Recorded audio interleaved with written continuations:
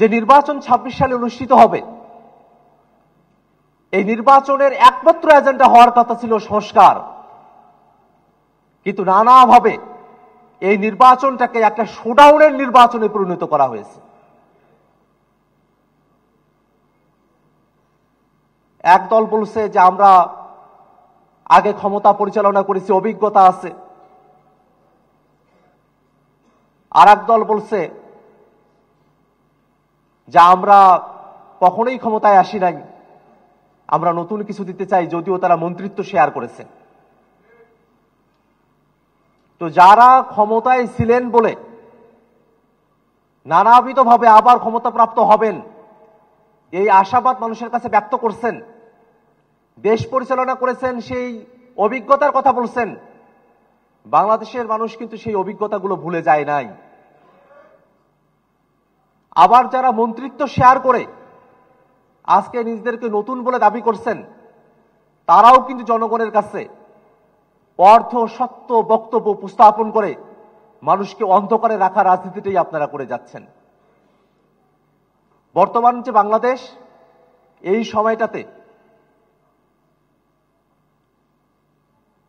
বাংলাদেশের রাজনীতিকে নতুনভাবে কিভাবে ঢেলে সাজানো যায়, কিভাবে এই রাজনীতিকে আমরা একটা পলিসির রাজনীতিতে রূপান্তরিত করতে পারি, কিভাবে বাংলাদেশের আপামর জনতা, ছাত্র, শ্রমিক, কৃষক, যুবক, নারী এবং নানা ধর্মের মানুষেরা তাদের জন্য সত্যিকার অর্থে একটা স্বনির্ভর বাংলাদেশ আমরা গড়ে তুলতে পারি, সেই রাজনীতিটা এখন হওয়ার কথা ছিল। ম্যাক্স, দেশের সবচেয়ে শক্তিশালী 52.5 এন গ্রেডে পিসিসি সিমেন্ট। কিন্তু সেই রাজনীতিটা না হয়ে শুধুমাত্র ক্ষমতা দখলের কে কেন্দ্র করে নানা ধরনের বাইনারি তৈরি করে বাংলাদেশের মানুষকে সামনের নির্বাচনে ভুলভাবে প্রভাবিত করার এক ধরনের প্রবণতা আমরা রাজনৈতিক দলগুলোর কাছে আমরা লক্ষ্য করছি। এই নির্বাচনটা শুধুমাত্র ক্ষমতা পরিবর্তনের বিষয় নয়, এই নির্বাচনের একটা পার্ট হচ্ছে গণভোট, যে গণভোটের মধ্য দিয়ে বাংলাদেশে আমরা যে সংস্কার প্রস্তাবনাগুলো চেয়েছিলাম, যতটুকু জুলাই সনদে অর্জন করা সম্ভব হয়েছে, জুলাই সনদ বাস্তবায়ন আদেশে যতটুকুকে অন্তর্ভুক্ত করা হয়েছে,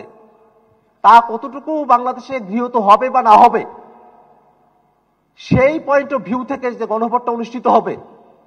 সেটাও কিন্তু এই নির্বাচনের একটা পার্ট। কিন্তু আমরা খেয়াল করে দেখছি যে বাংলাদেশের মানুষেরা রাষ্ট্রটাকে নতুন করে গড়তে চেয়েছে, যে মানুষেরা 24-এর অভ্যুত্থানে জীবন দিয়েছেন, যারা শাহাদত বরণ করেছেন, তারা যে নতুন সংস্কারের বাংলাদেশ দেখতে চেয়েছিল, সেই সংস্কারের কথা বিএনপি, জামাত, কোন দল তাদের আলোচনার মধ্যে আর প্রধান করে তুলছেন না। তারা কিভাবে ক্ষমতা দখল করবেন,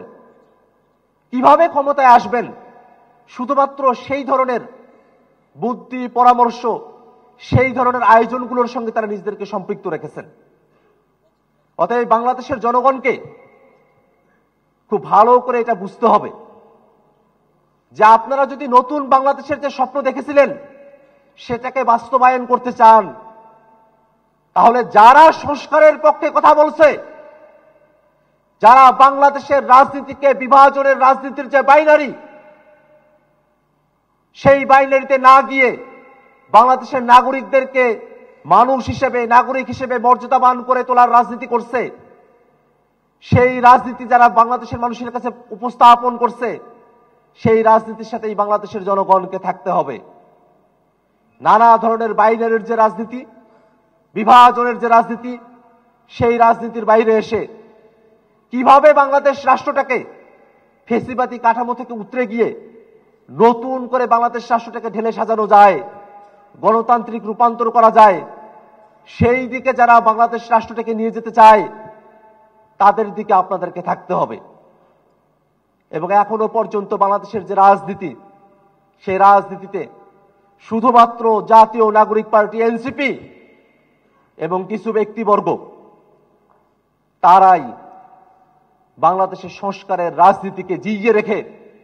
বাংলাদেশের মানুষের সংস্কারের আকাঙ্ক্ষাকে বাস্তবায়ন করার চেষ্টা চালিয়ে যাচ্ছে। তো সে জায়গা থেকে আমরা খুব স্পষ্ট করে বলি, ক্ষমতা কারা পাবে না পাবে এই সব জরিপ করে বাংলাদেশের মানুষের সংস্কারের যে আকাঙ্ক্ষা সেখান থেকে মানুষকে দূরে সরে দেওয়ার যে প্রচেষ্টা চলছে, সেই প্রচেষ্টার ব্যাপারে বাংলাদেশের জনগণকে সতর্ক থাকতে হবে।